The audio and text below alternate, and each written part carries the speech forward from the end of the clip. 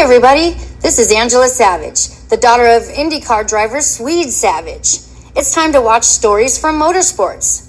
My buddy, Doug Kenny, loves to share the journey of people in racing, and he is an amazing dude. Drivers, owners, fans, and team members, watch the SFM podcast. Hey everybody, this is Doug Kenny from Stories from Motorsports. I'd like to thank my buddy Josh Mabe for the YouTube work he did years ago that inspired me to create this platform.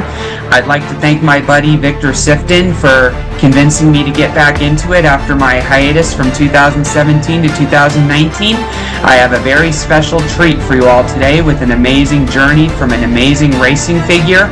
Drivers, start your engines.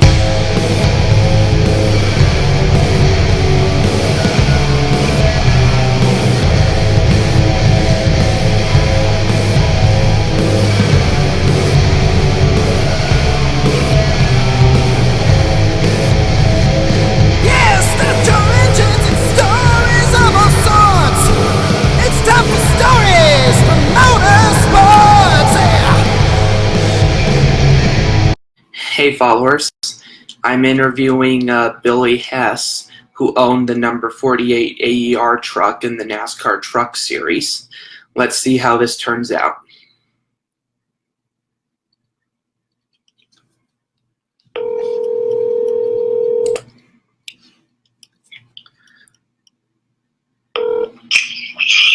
Yeah. Hey Billy, how you doing? Alright. Are you feeling alright? Not great, not bad, but yeah. Today's like the fourth day. They said the fourth day would be the worst one. Oh, okay. Well, it is. Yeah, chemotherapy is very tough. I feel for you because I've seen what chemotherapy can do to people before. Yeah. Yeah. So, yeah. I have a list of 35 questions about your racing career. Hopefully you have the answer to them, but we'll see. All right. My first question is, where are you originally from? I'm originally from Miami, Florida. In particular, Hialeah, which is a suburb of Miami. I moved out of there in 1976. To go to work at Banjo's in North Carolina. Oh, okay. Yeah, I'm originally from Estes Park, Colorado. Ever been there? No. Yeah, it's pretty much the town that's the base of the Rocky Mountain National Park. Yeah, I mean, I've been out there a bunch, but we raced there at Southern National, or Colorado National a few times. Yeah. With the Truck Series, Yeah.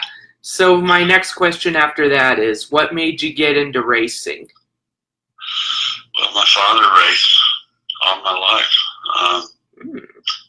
He just passed here last year, but he raced forever when I was a kid, And he did win a lot of races in South Florida.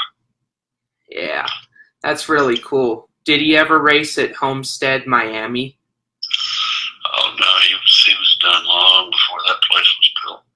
Oh, okay. All right. What does AER manufacturing stand for? The AER. On the Fellows truck? Yeah, Ron Fellows, yeah. I think it was American Engine Remanufacturing. And the guy that owned the stuff, Buzz McCall, he had AER too. His was American Equipment Racing. Oh yeah, and that spells the same thing if you have an acronym. Yeah, he sells train parts all over the world. Oh, okay. Like the third world countries and all that. But the AER that was on the Fellows truck is an engine rebuilding company in Dallas. It's in a suburb of Dallas. I think it's called Carrollton. But they build like 700-800 engines a day. It's really a fantastic place if you ever get the chance to see it. Definitely. I have a brother that currently lives in Texas, and he lives in that area, so I might need to pay it a visit when I visit him again. The guy that owns it, his name is Bob. Bob something. I can't remember his last name. That's been a while. That was like 97 and 98 that I did that, you know? Yeah. Yeah, that's really cool. And which NASCAR legend do you consider to be your closest friend? Who now? Which NASCAR legend do you consider to be your closest friend? Legend, probably David Pearson. Ah, that's cool. And he just left us here not long ago too, so. Yeah, last year when I went to the NASCAR race at Phoenix Raceway, I kind of made a film about it for my YouTube channel. And what happened was Pearson died that very night, so I kind of dedicated it to him. Yeah, he had a stroke, I think. Yeah, and it was 2015, I believe, when he had it, and those are tough to go through. Well, I met him at Banjo's. I don't know if you're familiar with Banjo Matthews or not, but when I worked there, he used to come in there all the time because he only lived 50 miles from there. You know, him and Banjo were good friends. And he would always stop and talk, and he was a nice guy. Yeah. What led to you forming your part-time truck series team that competed in 1997 and 98? Well, it's a long story. You got time for it?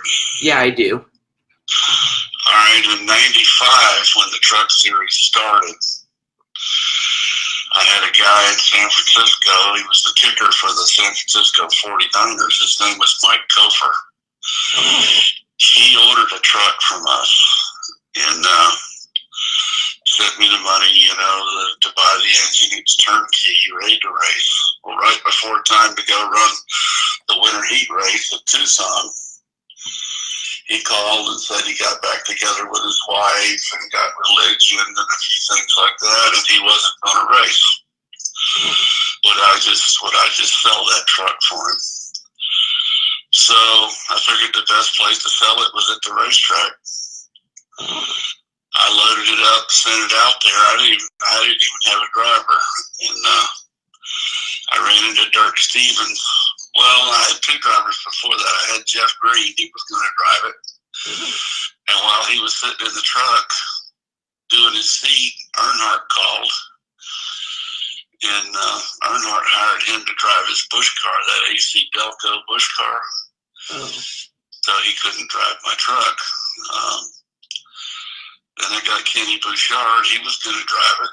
He was on his way down, as a matter of fact. He called and said that his wife had just went into labor. He wasn't going to be able to do it. He had to turn around and go back home. So I loaded the thing up and sent the kid on to Arizona, and I ran into Dirk Stevens in the airport in Dallas. I was switching planes. And I asked him if he wanted to drive it, and then he said, hell yeah. He went downstairs and bought him a ticket, and he went with us to Tucson. I think we ran fourth. But Derek was the reigning West champion at that time. And then when I got back home, you know, they said on TV, it was a televised race, that truck was for sale. When I got home, Rick Hendrick was waiting for me at the shop. And he wanted to have a truck team. Him and Jeff Gordon were going to pay for it. It was going to have DuPont on it and all that. Would I be interested in doing it for him? I said, oh, yeah, hell yeah. But they had a driver that he wasn't really prepared for that. I wasn't prepared like I should have been. It didn't go very well. I think we wound up 7th or 8th in points. His name was Scott Lagacy. Oh, yeah, I've heard the name. Yeah. And, well, there's a kid and a father. This was the father. But he wrecked a lot. I mean, he hit a lot of stuff. And after the deal was over, I sold the whole team. I wound up buying my partners out of BSR Products to where I would own the business. And I just kept thinking that deal left a bad taste in my mouth. So I was with Buzz McCall one night. He had 2 Trans Am teams. And I kept telling him that I wanted to do it again. I wanted to try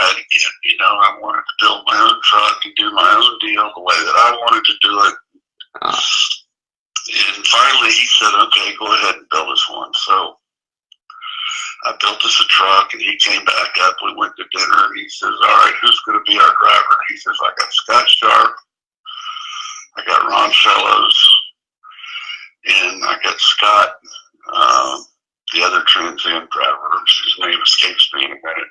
Is it Scott Pruitt? Scott Pruitt, yeah. He says, which one do you want? And God, there's three of the best drivers in the world there. Who wouldn't want him, you know? Yeah. I said Scott Pruitt because I had just seen him win an IROC race at Daytona. Oh. My wife said, well, she'd like Scott Sharp because he was pretty. And he said, well, here's what we're going to do. We're going to run Fellows because I'm paying. Okay. So Fellows came to the shop, and he was putting his seat in and all that. And we were going to Texas for our first race. And while I was sitting there talking to him, he stayed here at my house. Ooh. Come to find out, he had never been on a racetrack where he turned left more than once, you know? Yeah. So I called Buzz and told him that we need to do something here. This guy will kill himself at Texas. And he said, well, get him an ARCA car and run him to Texas or Charlotte. Oh. So I bought an ARCA car from Kenny Schrader. We went out and ran Texas, Charlotte. The motor blew up in it. And we went to Texas, and he backed in the fence. And, you know, not really his fault. But the next race we went to was Watkins Glen, and we won the race. Oh. Sat on the pole, led every lap, and won the race. Then we went to Topeka, Kansas, to a road course, and we were leading that and broke a brake caliper. Oh. And I think we did one more race after that, and then we did 5 races the next year in '98. And we almost won the race at Texas. Oh. And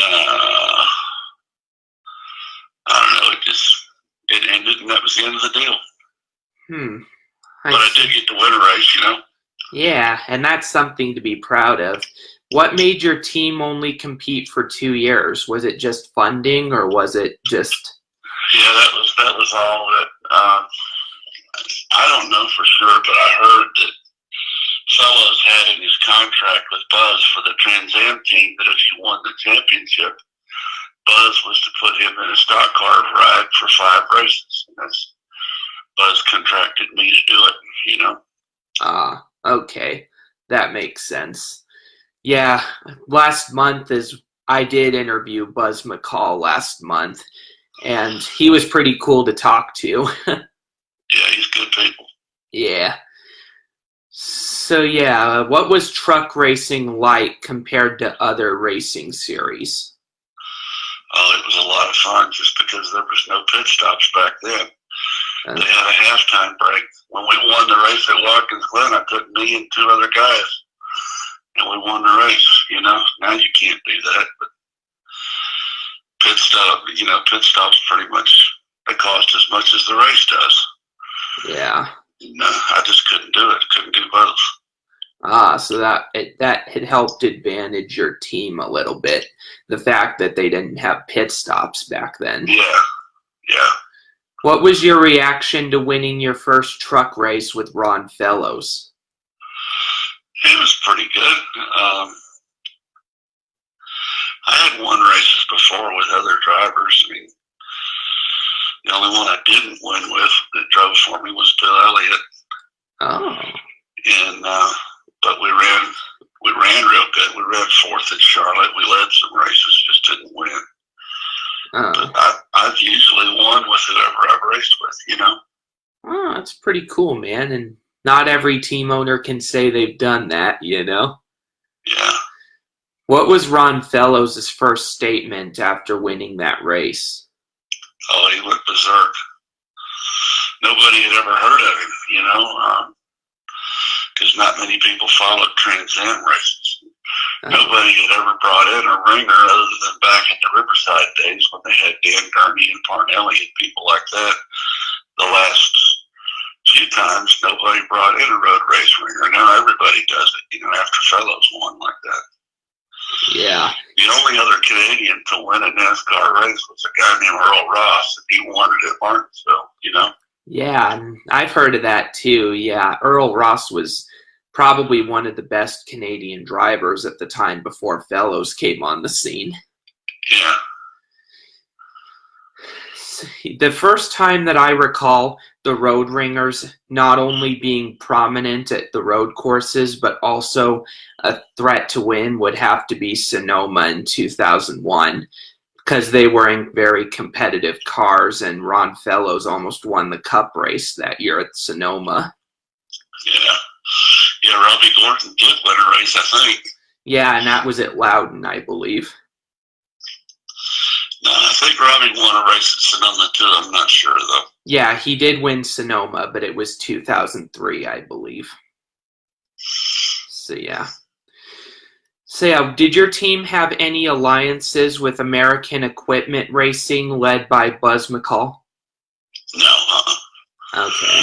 His Trans Am guys came to the racetrack and helped us a little bit. 99, we started Buzz's Bush program for his Bush cars, and we ran Jack Baldwin some races without any real success. But I mean, we were top 10, but we didn't never threaten to win, you know. Okay. Which manufacturer supported your team? Chevrolet. Chevrolet. We got free engines and free body panels and a lot of free stuff that helped out. Pretty cool. The engines came through K-Tech. They weren't great, but they were acceptable, you know. Okay. So what was your reaction to the crazy truck race at Sonoma in 1997 when Dave Rezendes had his crash and Boris Said retaliated against Rich Bickle? At Sonoma, I don't really remember. When you're there racing, you kind of get tunnel vision to your own car, and you don't worry about everybody else, you know. I don't pay any attention to what they were doing. It's hard enough worrying about my own stuff, you know. Yeah, that makes sense. And what was Ron's reaction to finishing 7th at Texas Motor Speedway compared to his road course results? Well, he was leading late, and he was getting kind of froggy, and he went around some lap cars up high, and he got in the loose stuff, and he spun out. Or he very could have won the race. I mean, he had a half straightaway lead with a few laps to go. Yeah. That's kind of tough because, you know, that would have been big if a road course ringer, you know, won an oval track. It would have changed his whole career. Yeah, that too. And it almost happened with Boris Said at Daytona in 2006 because Boris almost won in his own car at Daytona, and that would have been even big. Yeah, we were good friends with all the road racers. Boris Said and Dorsey Schrader. There was like a group of them that ran together all the time, you know. Yeah, that's really cool. They really supported Fellows, you know. Yeah. What was truck legend Joe Ruttman like? Really nice guy. I really liked him. Yeah, he's the brother of Troy. He was just born a little too early. What do you mean by that? Well, he just got old. When he got really good, you know. He was a good driver. He just got old too fast, you know. Oh, I see. I see now. All right. What was racing at Pikes Peak like? We didn't do good there. We had some problems with the truck that I never could figure out. We went there because AER had a plant there. And the sponsor wanted us there, but I just never did get a handle on the racetrack, you know. Yeah, all right. It was a pretty tough place. Yeah. I'm one of the few people in my old school district in Colorado that can't say that I've been to Pikes Peak, even though I lived in the area. Yeah, it was a pretty decent place, but if I went back, I think I would know what to do. But while I was there, I didn't. Okay. Are you religious at all? If so, how has it impacted your career? Am I what now? Are you religious at all? And if so, how has it impacted your career? Oh, yeah, yeah. I believe in all that, but religion's tough to mix with racing.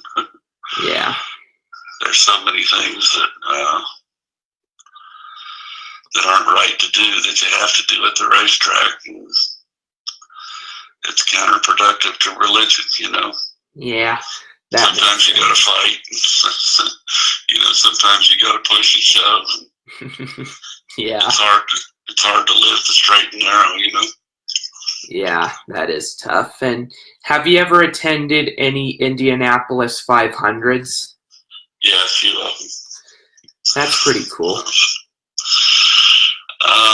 The last one I went to was the last time they ran the real Indy cars. Bill Simpson has a suite coming off the second corner there in that motel looking thing. And I go there and I hang around there for probably 3 days. Yeah.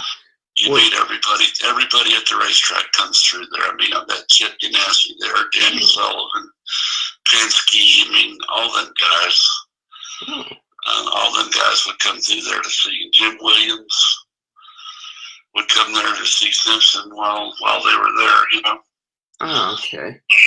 Was the last one that you attended, are you referring to 1995 before the split? Yeah, I was thinking it was more like 93 or 4. I'm not sure, though. I don't remember.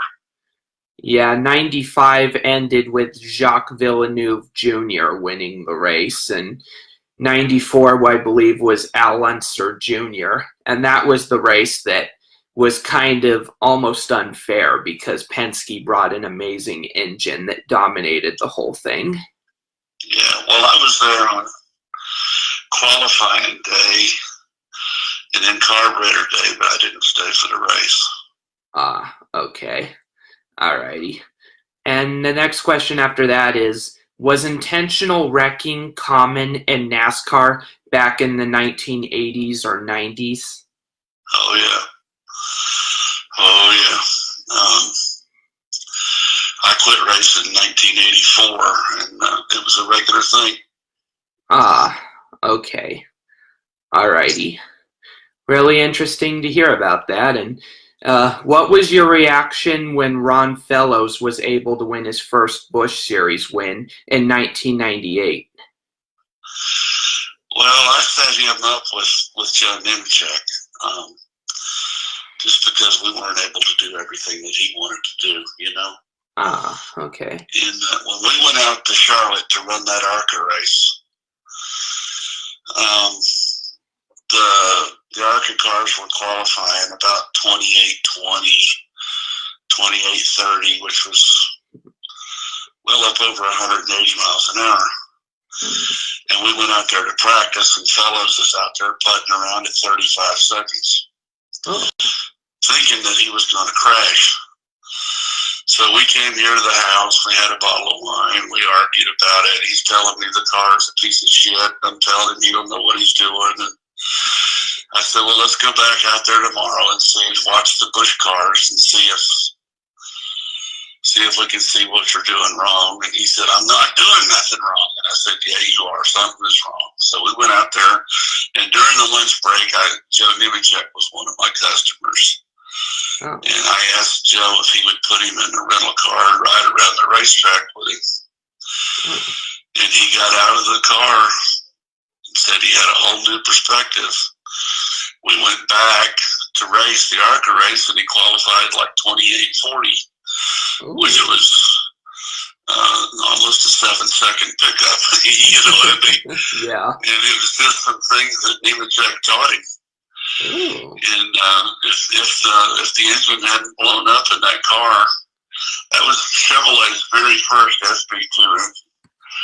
And it blew up into 1,000 little pieces, but he was going to win the race, I think. Interesting. It was an ARCA race. It was ARCA. Okay. Yeah.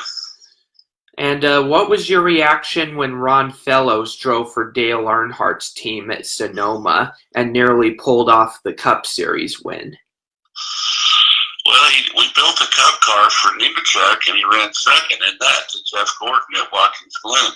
Oh. So he was no stranger to that. He did run second at Watkins Glen one time. I think Jeff Gordon won the race, but I didn't. Earnhardt wasn't really in my circle of friends, so I didn't really see what was going on there, you know. Oh, okay. So yeah, just to cut to the basics, Ron qualified third at Sonoma, and it was in 2003, and he basically led 30 laps with like 20 to go, and he ended up losing because of a caution. Yeah. Those can do it. He wasn't that good at Sonoma as he was at Watkins Glen, and he'll tell you that, you know. Yeah, and his better results were at the Glen because he almost always finished in the top 5 there. Yeah. Yeah. What have you done since departing from the Truck Series? Oh, I still run them every once in a while. I did a team for Stuart Friesen here a few years ago. Oh. We do consulting gigs, you know, where somebody wants to come in, we'll help them set up a team, get a few vehicles together, a few people, and then they usually go on and go from there, you know. Okay. So how's life treating you now? Other than cancer, not bad. I retired 2 years ago. Okay. Closed the business and sold everything off and retired. Yeah. I've been in business 42 years. I just felt that was long enough. Yeah. I've been saying prayers every night for your healing. Well, I could use it. Feel really bad. Yeah. I can't imagine what going through cancer is like. That's a tough thing. Yeah, a lot of people doing it. Yeah. What was your reaction to NASCAR's return to the carousel track at Sonoma this year? I don't know. I don't really pay any attention to it. Whatever they want to do, if they want to go up there and ride around the hills, it don't matter to me. It's the same for everybody, you know. Yeah, alrighty. And what racing movie is your favorite between Talladega Nights and Days of Thunder? Not really either one. They're not very realistic. I like that movie Grand Prix, the Formula One race, you know. Oh, Grand Prix. That's a good one too, yeah. And what classic film with race cars is one of your favorites, I should say then, between Chitty Chitty Bang Bang and The Love Bug? Oh, shit, I don't know. I don't take those serious. Okay. When I was a kid, they filmed some races in South Florida there where we were at that were Elvis Presley movies that he raced in, but I never did pay much attention to them, you know. Okay. I deal in reality, not. Okay, so you're not one. Fantasy. Yeah, you're not a fan of fiction then. Alrighty. No. Alrighty. What is racing modifieds like compared to stock cars or trucks?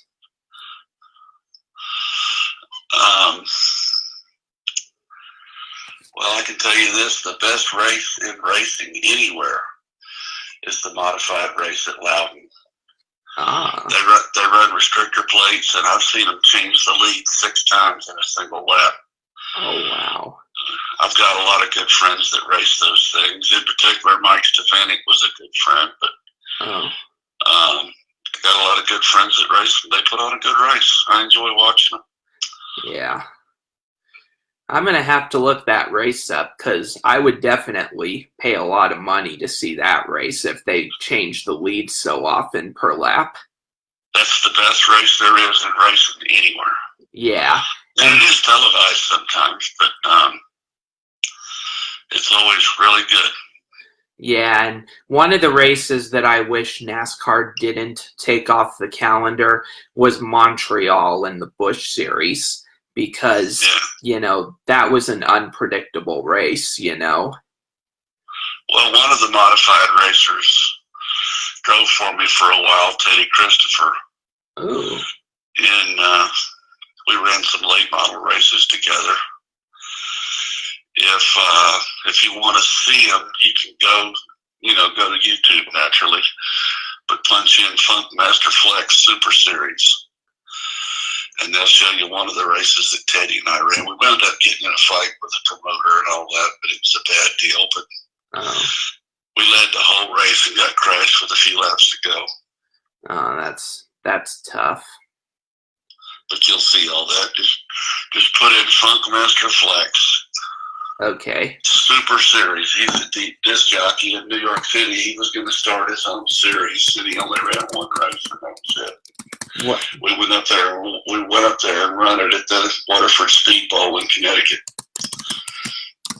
What was the race called again? I'm kind of writing it down so I can look it up. Funk, Funk, Funk Master Flex Super Series. Flex. All right. There we go. Alrighty. So I'll do some research onto that. And so what is Ron Hornaday like, and what was Ron Hornaday like in the Truck Series in the 1990s?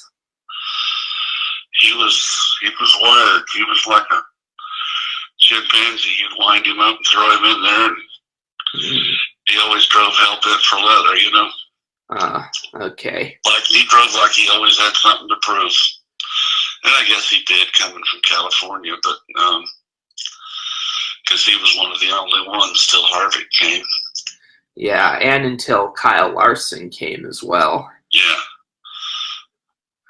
Have you ever met Kyle Larson? No. Yeah. I did the race cars for the team that started him in the K&N series. They were our cars that he drove, but I've never actually met him now. I met him last year at PIR when the NASCAR Cup Series came to PIR. I happened to be on pit road kind of later before the race was about to begin, and I was on pit road at a time that I kind of wasn't supposed to be. And I'm very surprised that they even let me through based on how close it was, to the start. And I encountered him when he was in line for a Porta-John, and I asked for a photo. Yeah, he appears to be a good shoe. Yeah, and the photo turned out funny because not only did he have that smile on his face as if to say, I really got to go to the bathroom, but, it also had the Porta-John in it. And yeah, that's good stuff. So what NASCAR legends have you met other than David Pearson? Oh, just about all of them. I grew up with Bobby Allison and Donnie Allison in Miami, They raced down there. Just not long ago, we did a car for Bobby, one of the old Matadors we restored. It was the 25th anniversary for him winning the Southern 500. And we took it down to Darlington. And NASCAR had a motorhome there that they kept all the Hall of Famers in, and they would come get them one at a time to go do autographs or whatever. Cale Yarborough, Bud Moore, Ned Jarrett, and Junior Johnson, Jack Ingram, all of them were in that motorhome. Wow. So we got to refresh on a lot of stuff, and it was fun. That's really cool. And who was the team owner who inspired you to get into motorsports? Was it your dad? Yeah. Okay. Yeah. I kind of thought that was going to be your answer. Yeah. Well, see, to start with, I raced in Miami. 73, 4, 5, and everybody down there told me that if I was ever going to be anything, I had to be in the Carolinas. So I sent away to NASCAR and got me a rule book. I built me a car. I would take off work on Fridays, leave Thursday night after work, drive to Asheville. I'd race there on Friday. Sometimes I'd go to Hickory and race on Saturday night, and sometimes I'd race Sunday in Florida on my way home. A lot of weekends by myself. Nice. Well, while I was up there one time, I met Banjo Matthews at the infield at Asheville. He told me he'd give me a job, so I went back and sold most of my shit, loaded up my truck, and came back, and that's where I was. That's really cool, man, and that's a lot of work that you've put into it, I'll say. Yeah, like I said, we've been in business 42 years. Wow, that's a very long time. Yeah, too long. What was fielding a team at Watkins Glen like compared to Sonoma? Well, the Glen was easier because you could just drive up there from here, you know. And I wasn't really crazy about the wine country. It was too uppity, you know. Fellas took us out to dinner one night, and it was just way above my speed, I thought, you know. Yeah. The money was too big there, I think. That makes sense. And which road course is your favorite between Watkins Glen, Sonoma, Mexico City, or Montreal? Well, in order, it would have to be Watkins Glen and then Topeka, Kansas. Okay, Topeka. We ran a couple of times at Topeka, and we ran real good there. Okay, so Topeka is also a road course then? Yeah, oh yeah. All right. The drag strip where the drag cars run is the front straightaway of the road course. Oh, okay. I'm going to have to look that up because I've heard of Topeka, but I don't think I've looked it up yet. Well, when we were there, every time we were there, the race started, it was always 103, 105 degrees or something, you know, and that tends to weed out the pussies from the posers, you know. That makes sense. Have you ever been to the Daytona 500? If so, what was it like? Many times. I've worked it many times. Nice. The first time I did go work it was with Dave Marcus. Ooh. But I've been back a half a dozen times. I went with Buzz McCall's car one time with David Green. Ooh. And then I went last year with Mark Beard's car with Brendan Gaughan. Yeah, I've done it quite a bit. Nice. And out of all the Daytona 500s you've been to, which one was your favorite? Probably the one I was there with Dave Marcus. Do you remember the one where Bobby Allison's back bumper fell off? Yeah, I remember that. And wasn't there a whole controversy around it? Yeah, that was a good one. I just liked the cars then because they had Grand Ams that were just like my short track car, you know? Yeah. Yeah, and that's really cool. I'm hoping to go to the Daytona 500 eventually, and someday it will happen for sure. Yeah. And have you ever been to the Coca-Cola 600 at all? And what was that like? Many, many, many times. That's less than 2 miles from my house here. Oh. I started out there with Dave Marcus changing tires. Oh. And I changed tires for Tommy Ellis on Saturday, and I changed them on Sunday for Marcus. Ooh. And then there's another deal where it was 100 degrees, man. I got blisters all over me. It was a rough deal. Yeah. Blisters are not fun to go through either. Yeah. Well, that's a long race, too. During the day. Now they go into the dark, but back then they were during the day, you know? Yeah. Alrighty, and this is the last question that I have on my list. What's the difference between NASCAR trucks and NASCAR Cup cars? They're all the same components. The truck is just built different to accept the body. But as far as the spindles, the rear end housing, the engines, everything's all the same. It's all relative. The brakes, they don't drive as good because of the truck body, but they're really, all the suspension's the same. They're no different. Oh, okay. That's really cool, man. And yeah. So thanks for answering these questions. I really appreciate your time, and I'll keep saying prayers that you'll heal from your cancer. All right, man. All righty. I wish you tremendous success, and I'll let you know when the ebook comes out. All right. All righty. Thank you. See ya. See ya. Have a good one. All righty. That turned out well, and thanks for all who joined my live video feed, and I'll post this on YouTube soon, everyone. Thank you.